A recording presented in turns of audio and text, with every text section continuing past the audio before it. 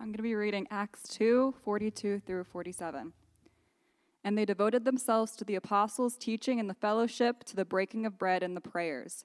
And awe came upon every soul, and many wonders and signs were being done through the apostles. And all who believed were together and had all things in common. And they were selling their possessions and belongings and distributing the proceeds to all as any had need. And day by day, attending the temple together and breaking bread in their homes, they received their food in glad and generous hearts, praising God and having favor with all the people. And the Lord added to their number day by day those who were being saved. Well, good morning, y'all. I can't start without saying that I just love these folks that were up here. They're just, oh yeah, the kids are dismissed. Sorry. Can't start without that either. I'm so proud of these young adults and people that say stuff like, you know, the church in the future is concerned and worried about all that kind of stuff going forward. That is very true in some ways. I'm super glad for these folks here. I'd like to start by asking you some audience participation. So I want to do some hand gestures, and I want you to try to do these along with me, all right? So get your hands out. Here we go.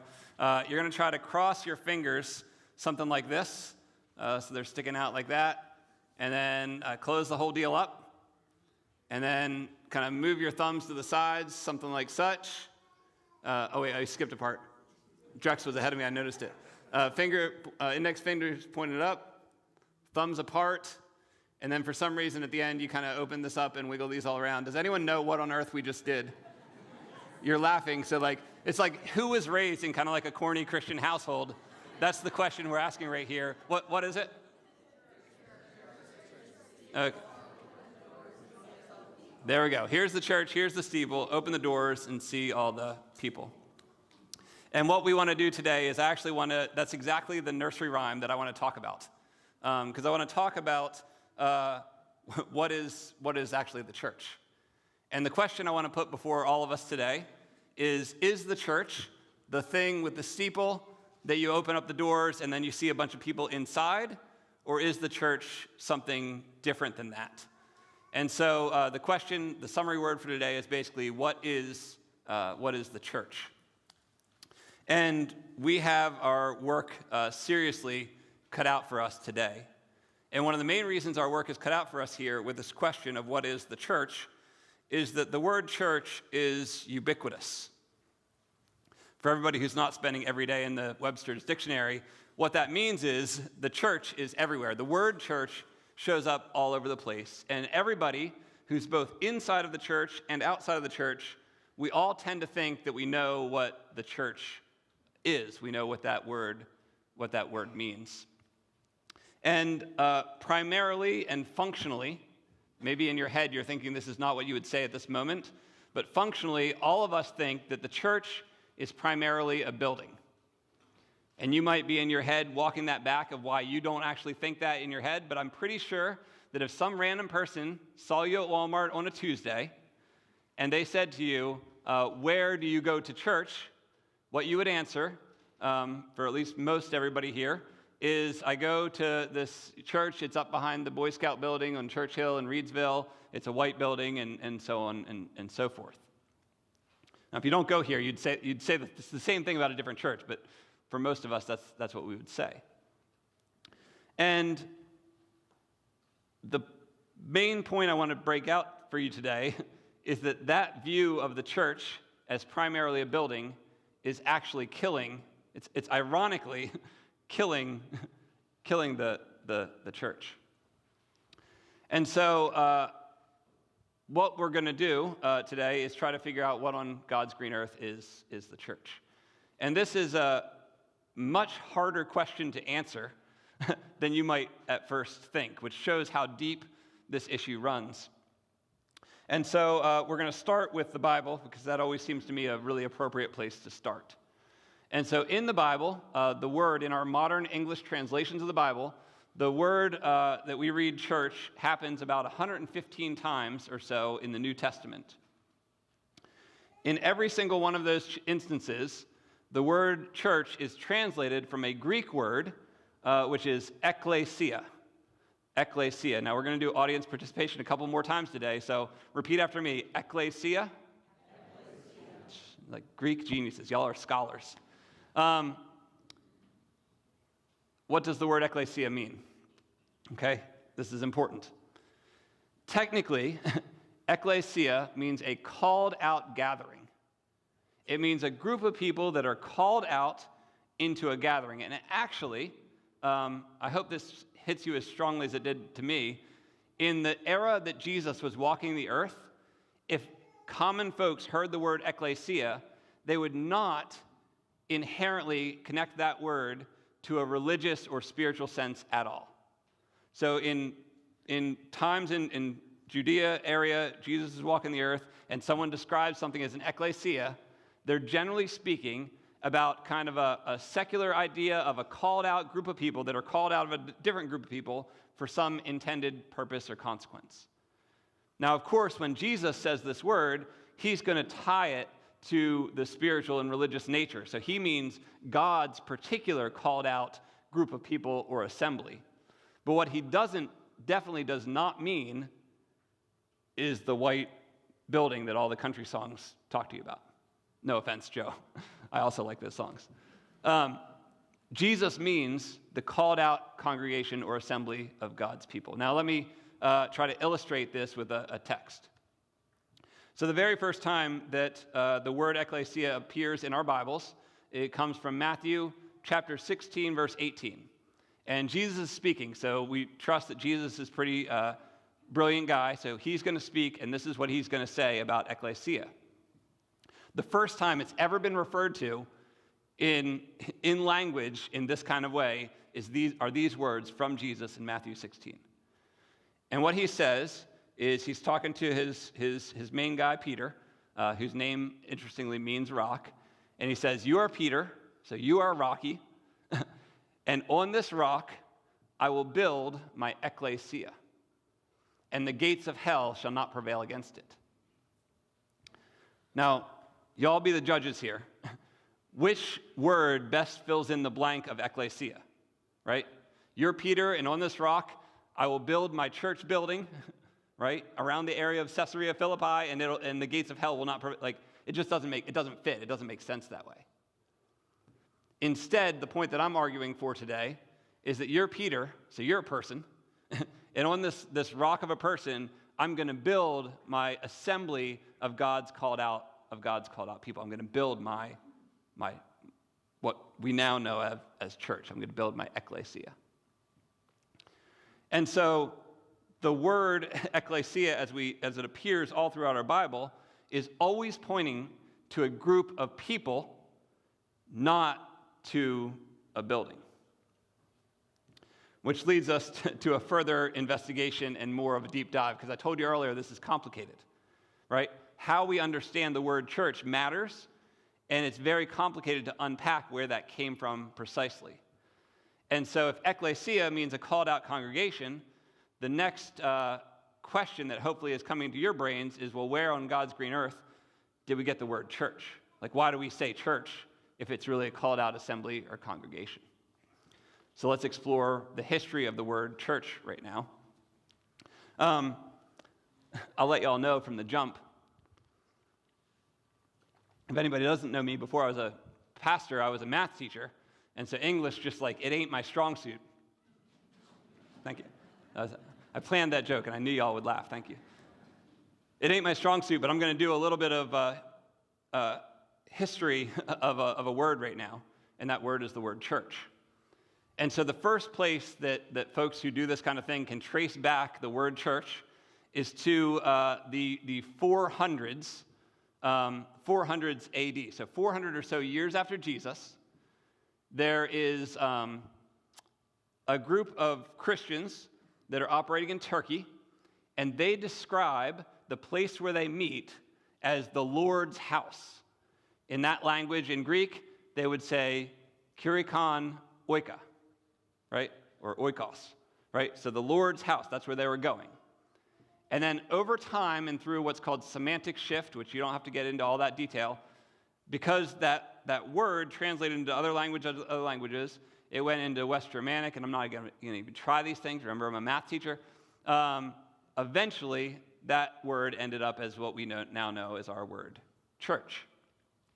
And if you look it up in Webster's dictionary today, what you'll find is the primary English, American English meaning for church is a building for public and especially Christian worship, sort of like the space that we're in right now. And so I hope you can see that these two things are significantly at odds with each other. On the one hand, you have your ecclesia, which is the called out assembly or congregation of God's people. And on the other hand, you have this thing called church, which means primarily a building. And we all struggle nowadays because it's so in the air that we breathe that we think of church as building that we don't even realize that these are two different things. There's an issue happening between these two deals. And so if I've not convinced you yet of this point, that when Jesus said ecclesia, and when the New Testament authors all said ecclesia, they did not mean a building, let me add to my body of evidence. There was no church buildings when the New Testament was written. And so archaeologists have done some research, and the best we can understand is the Dura Europos. There's a lot of hard to say words in today's sermon. Dura Europos was the very first primarily for a church meeting place, a congregational meeting place building in the world. And that thing was built about 240 AD, which means it happened 200 years after Jesus was saying he's going to build his ecclesia and the gates of hell will not prevail against it.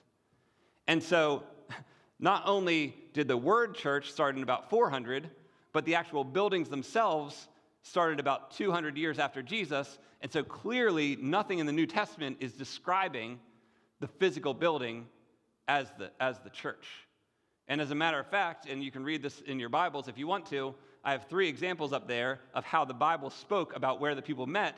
They always said the church, right, the ecclesia, the called out assembly that meets together in da-da-da's house, or in so-and-so's house, or in this person's house, because that's where all their meetings were located. All right, y'all tracking with me so far? The main point is that the church, the ecclesia, is a called out congregation or assembly of God's people. And we cannot confuse that with the physical building that we tend to think of inherently or functionally as the actual church space. And what I said earlier is that this wrong belief on our part, especially in American Christianity, is actually killing the church. And so what I'd like to do now is I'd like to give you 3 examples or three pathways of how church as building is actually killing the very thing that it's supposed to be promoting. Right? So church as building is killing the thing that it's supposed to be promoting. I got 3 areas to talk about that. Here's the first one. Church as building confuses apprenticeship to Jesus. Let me say that again. Church as building confuses apprenticeship to Jesus. The issue with Christians who want to be good Christians, who think that the church is primarily a building, is that they primarily think that they're doing the best spiritual activity when they come to this space. And so the goal to become a great Christian in the church's building model is to just come as much as you possibly can. And so a great Christian comes to church every Sunday. An even better Christian comes to church every Sunday and also comes to some other programs that we offer based here in this building, and they send their kids and make sure their kids come to this church. And the goal all throughout is to get people in church into the building as much as possible. Now, there's a bunch of big problems with that.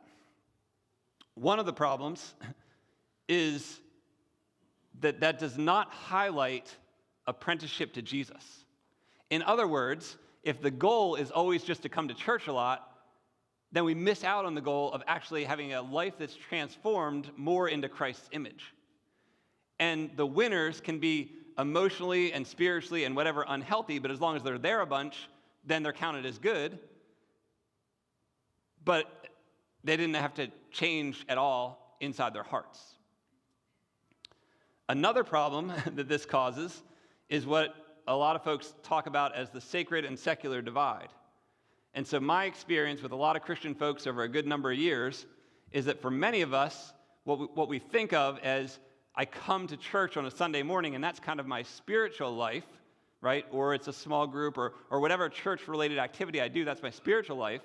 And then what I have outside of that is my real life, or my actual life, or the life I really live, or something to this effect. And we end up dividing sacred and secular into two camps, and we miss out in the process on actually becoming transformed into the likeness of Jesus Christ. Or another way to say it is, you can't come to church enough to get your whole life connected as an apprentice of Jesus in every single area of your work and your school and your family and your marriage and your kids and the whole 9 yards, right? And so we miss out on that thing. I love this quote. There is no problem in human life that apprenticeship to Jesus cannot solve. And what I would argue is that when you think of church as the called out assembly or congregation of God's people, that actually puts you in a collective body of people that can work on every single problem as an apprentice of Jesus. And that's much healthier than just saying what my experience is. A lot of people think, well, my life should get turned around because I showed up at church a whole bunch. But that's not how the Bible thinks about church. So now we're stuck again. We're going to go today through with my 3 problems. The solutions to each problem is found in the passage that Laura read earlier from Acts chapter 2. And so for this issue, that where we confuse apprenticeship to Jesus, here's what Acts chapter 2 says. I kind of picked from 2 different sections here. And I'm just going to read it. And I want you to think as I'll read this, is this painting a picture of church as building? Or is this painting a picture of church as a called out assembly of God's people? And they devoted themselves to the apostles' teaching and to the fellowship and to the breaking of bread and the prayers. And all came upon every soul. And many wonders and signs were being done through the apostles. And day by day, I love that phrase right there, right? And day by day, so this is like a holistic part of these people's lives. Day by day, attending the temple together in a spiritual kind of building and breaking bread in their homes, they received their food with glad and generous hearts, praising God and having favor with all the people. To me, that's a picture of a called out assembly of God, not a bunch of people who go to a building. All right, here's the second problem. The second problem with church as a building is that church as a building minimizes community. Church as a building minimizes community.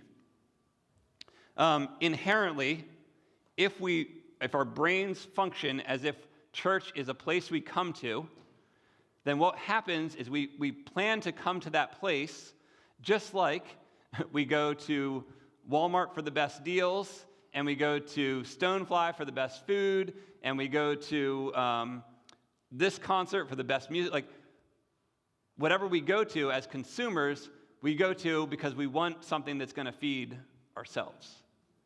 And when church, as it has sort of become in America, in my opinion, becomes building focused, then people come to that place to get what they can get out of it.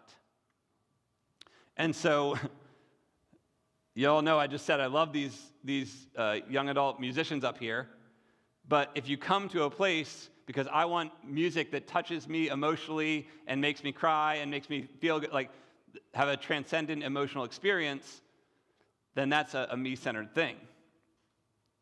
Or if you come because at least the pastor's funny and doesn't bore me half to death. I got to tell a quick aside here. I've also been planning this. I made a similar statement in a church meeting once recently, and Eric Goss said to me, well, at least we don't have that problem here, which I very much appreciated. I thought that was touche. The point is, if we want to come to church, I want to go to a church that helps me tremendously. And the problem with going to a church that helps you tremendously is it inherently destroys community.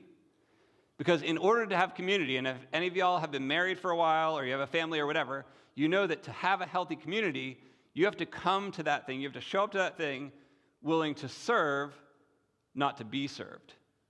Willing to give and not to focus on what you can get. And so, I'm so struck by Jesus because he's awesome, but he says it's more blessed to give than receive. And I think when he said those words, he did not actually mean, I'm going to make like a pithy quote that y'all can go to, what's that store up by the Giant now? Sells all the stuff. There, thank you. Audience participation, thanks y'all. Hobby Lobby, I'm going to go up to Hobby Lobby, get this cool quote, put it on my wall at my house because Jesus said it's better to give than receive, and that's like a cool. I think when Jesus said that, he actually meant that that was the truth. That like it is technically better, it is meaningfully better to give rather than receive. And when a bunch of people show up at a certain thing and their goal is to give and not receive, that thing creates an authentic community where people want to be part of it. And so in Acts chapter 2, this is how that's described. And to me, this is just beautiful. All who believed were together, right? So they clearly like community. They're all together. And they had all things in common. Now, I know we all get concerned about like socialism, this kind of stuff. This is talking about people who voluntarily were being part of this group, right? So it's not government dictated. Just calm down out there. Had all things in common. And they were selling their possessions and belongings and distributing the proceeds to all as any had need. Now, the way that strikes me is this is the kind of community where people are generally agreeing that it's more blessed to give than to receive. And inherently, that creates like almost like a social pressure, like a positive social pressure within that group that says, everybody, if you want to be part of this thing, you got to be part of the giving and not focused on the getting.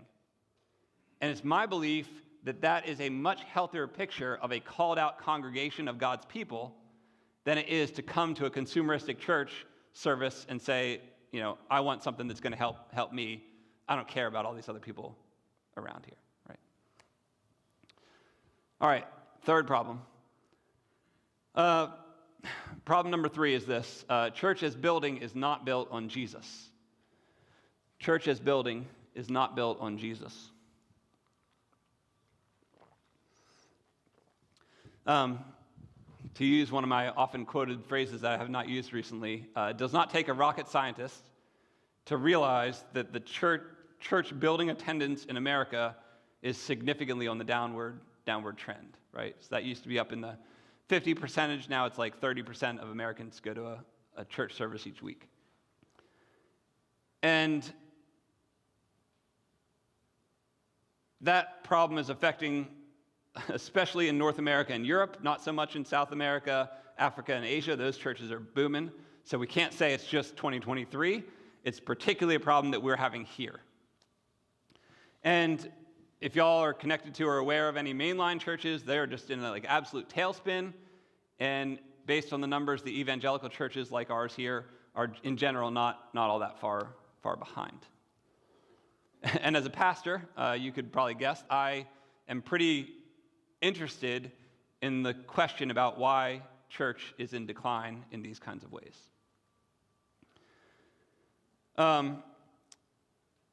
Like I said earlier, I ain't no genius, and I'm not the world's foremost authority on these, but I'm just going to share with y'all some ideas, right, from me of why church decline might be a big thing in America. It certainly can't help, and I know the Satan is involved in all of this stuff, so I'm not saying that these are all inherently our problems, because the enemy clearly would want people to not be involved in the called out assembly of God's people. But the enemy tricks us into fighting over relatively minor things. Curtains or carpets are usually described as this sort of a thing. Could be any of the other things, preference over this group or that group. Just myself, I made a giant mistake already this morning that we're having communion downstairs afterwards, and we didn't coordinate with the Sunday school class that usually meets there. Those kinds of things are just like problems that can show up in a church. There's also this whole category of things called worship wars. If anyone has been around in a church for a while, this would be like, should we listen to old hymns or new contemporary music or something like this?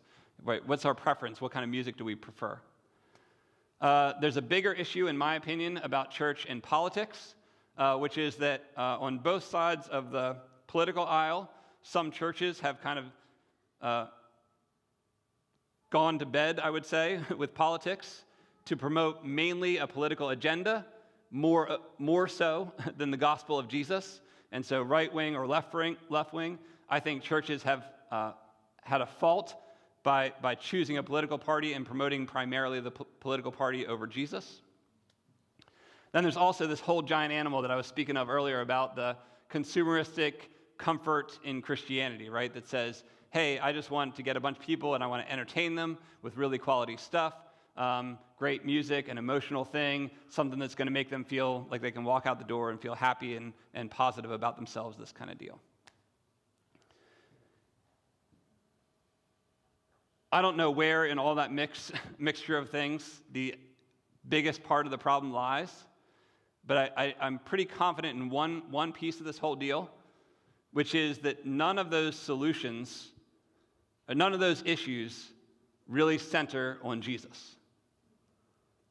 None of those things. They're all peripheral to the core issue of what a church is what a called out congregation or assembly of God's people is called to do, which is to represent well and to proclaim the gospel of Jesus.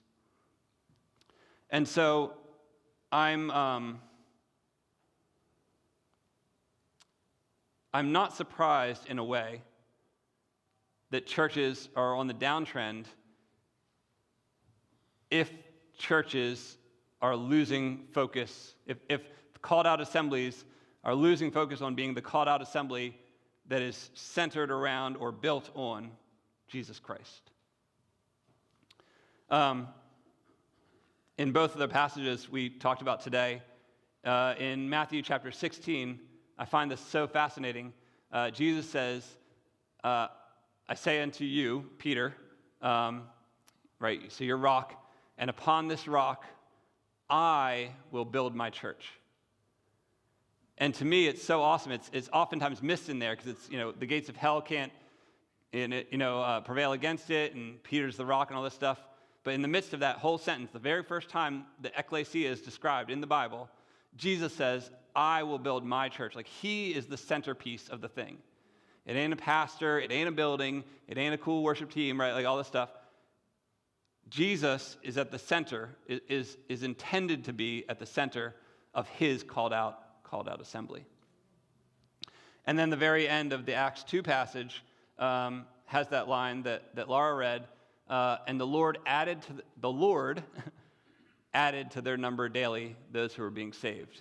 And I think that's so fascinating because all these people are doing all this stuff, but the author of Acts did not say, hey, because all these people were loving people and they were giving themselves and they had community and all this stuff, because all that was happening, they added to their number. No, it says the Lord added to the number daily those who were being saved. And so the question, and just put it this way simply, if the church is a building, there's a lot of confusion over who's at the center of that thing. But if the church is a called out congregation or assembly of people, then there ought not to be a lot of confusion over who's at the center of that thing. And the more, I would argue, we can get out of the building mindset and into the called out congregation or assembly of God's people mindset, the more we can actually see Christ at the center of that whole deal. As Paul says, that Jesus is the chief cornerstone. And you might ask the question, well, why? I mean, the gospel is relatively simple. It's that humans on our own, through our own sinfulness, we all stray away, which means that we don't give glory to God in the right ways. We become selfish, right? We become me first. We actually despise community. Like in our selfishness, we don't want community because we don't want to give, we want to get. What's it for me? And into our sinful, selfish world, Jesus shows up 2,000 years ago, and he walks this earth, and it's fascinating to me that he says, the first time he calls this, Peter, you're the rock, and upon this rock I will build my ecclesia. He says, I'm going to start a new called out gathering of God's people, right? Like you just know that word as like a group of people, but I want to start a whole new deal. And he doesn't just say he wants to do that. He then goes and dies and is resurrected on behalf of those people. Because he's like such a big fan of this thing called ecclesia that he's willing to sacrifice for its good. And he invites, Peter and the first disciples, and eventually through the years, 2,000 years, everybody else to become part of that called out assembly of God's people. And I just want to real briefly, I didn't really know how I was going to end the sermon this morning even. I just want to read for you a list of, here's some of the things that are the definition of the actual called out assembly of God's people. Is that it's an eternal community, which means that basically out of all the communities you could possibly be part of, this is the one that's going to last. Right? The community of God's people. It's meant to be an outpost of heaven. So our goal as a called out assembly of God's people is to give folks a glimpse of what heaven looks like before they actually can get there. We're saved by Christ's blood, which means that we don't have to be our own saviors, which means we can all take a nice deep breath, right? We can laugh. We can appreciate each other even through our faults, all this kind of stuff. It's not going to be defeated by hell, which means that the called out congregation of God's people is going to last. We can have hope in it because it's the thing that's going to last and not be defeated by hell. It's the place where we can be taught and declare the truth, right? So all these competing truths out in the world, the called out congregation is meant to not just through words, but also through actions, embody the truth of Jesus. We're led by Christ, which means, thank the good Lord, I don't got to be the leader. I can be, to use PD's great phrase, an under-shepherd, but we're led by Christ. We're loved by Jesus, who gave his life for us, and that we're in the process of being made beautiful because of Jesus. And so I hope, if y'all take away one thing out of this whole deal, I hope that what you take away is that the building is not a helpful mental image for a church. The helpful mental image is the called out congregation, but not just a group of people, the called out congregation that's centered and built on the foundation of Jesus. Now, before I'm finally done, that was a false ending. Let me do 3 quick applications. Y'all saw the Christmas Story? You say a bad word, you got to get your mouth washed out by soap. One of my applications for this sermon is I would like all of us together to police ourselves and not use the word church to refer to the building. What you're allowed to say is church building, right? So someone calls me on the phone, Aaron Spiker calls me, where are you at? Oh, I'm at the church building. That's appropriate. I cannot say I'm at the church because the church is the people and the people don't have a location, right? You can say I'm going to the worship service. That's what this is. It's a worship service where we all gather together to worship, right? This is not church because church is people, not 10 to 11 o'clock on a Sunday morning. Lastly, don't go to church, be the church by PD. I'm going to get back to that in a second. So words matter. Police yourselves. Everyone feel free. Correct me, correct anyone else. Don't call the word church a building. Number 2. Build relationships. It's so key to me that if the church is a called out assembly of God's people, then that assembly needs to have some structure. And that structure comes through the interpersonal relationships everybody has with each other. And so there's all this fascinating talk in the church world these days about online church. Like, is that real or is that not real? Like, is it good or not good to have an online church service? Can I participate that way or not? We've chosen here at Kish, I've chosen, I'll put the weight on my own shoulders, to continue with our online service because I see that as a front door for people who might be interested or curious, or if someone's working with the kids or away on vacation or whatever, they can still participate. But I would not want someone, and I guess I'm saying this to you folks who are online, I would not want someone to feel like they can attend online worship service every single Sunday and that still allows for the real experience of ecclesia because they're not in community with those other people. But just as I would not want that for anybody online, if you're here today and thinking, well, at least I got over on that one, I chose not to stay in my pajamas and watch from home. If you're here and you walk through the doors and you sit down and you don't engage with anybody and then you up and leave, it's the exact same problem. You're just doing it from a different location. And so the call is not come to the physical building and then you're better than people who don't. The call is be in relationship with each other. And so a super quick teaser, apprentice groups are coming. I know this is a big problem here that we're working on. And so coming through this fall, end of September into October, we're going to hopefully be rolling out a lot of opportunities for you all to get connected in more interpersonal ways with each other, because that's so foundational to what an ecclesia is, not a church building. Lastly, number 3, I said this again, don't go to church, be the church. I stole this a couple years ago. PD gave a sermon. It was very, very memorable for me with this exact title, don't go to church, be the church. And so I just want to encourage y'all. That quote says, we will never change the world by going to church. We will only change the world by being the church. And so what I don't want to do, to be 100% honest with you, is I don't want to be the pastor of a giant church with a whole ton of people that come here and put a ton of weight on my shoulders and bear all their problems to me to solve all your life's problems. I love y'all, but I don't really want that. What I actually want is to influence Mifflin County through all of us together as a community. I think that's healthier for y'all, and it's healthier for me. And so I think of questions like, how can Jesus' body, this called out assembly that we're part of here, benefit from you? Right? It can't just only benefit from me or the leadership here or whoever. It's got to benefit from all of us. There's enough work around here, as I always say, that everybody can have a role to play in that. Second question up there, what will actually last? I'm so fascinated recently, maybe it's just because I'm getting older.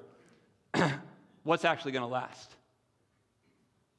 There's 1,000 things we're all involved in. I know, I'm just right there along with y'all. But what are you doing in your life on a day-to-day basis that you think this could have long-term eternal consequences? Whatever those things are, that's called out ecclesia. That's what it is. And lastly, how famous can we make Jesus? I'm just such a big fan of Jesus. Year by year, I keep getting more and more impressed with him. And my vision here is that we just work together as a called out assembly to make Jesus super, super, super popular and famous in Mifflin County and beyond. So with that, let me pray. Heavenly Father, thanks for this called out assembly of your people. Thanks that we get to go down and experience communion after the service, that we have a chance to proclaim and tell the story through that process of your saving, of our justification and sanctification and your glorification. I pray, Lord, that you would help us to represent you well as your called out assembly. I pray technically that whenever we're thinking about describing our church building as our church, that you would your spirit would get into our brains and remind us that that is not accurate, and that we would instead, every time we interact with people from here, anytime we seek to bring you glory with people that aren't from here, anytime we're following your will, we would see those acts as acts that are being done by a called out assembly of your people. I pray that you would receive a boatload of glory through all this, and that you would help us to continue to grow as a community that loves each other and glorifies you. I pray this all in Jesus' name. Amen.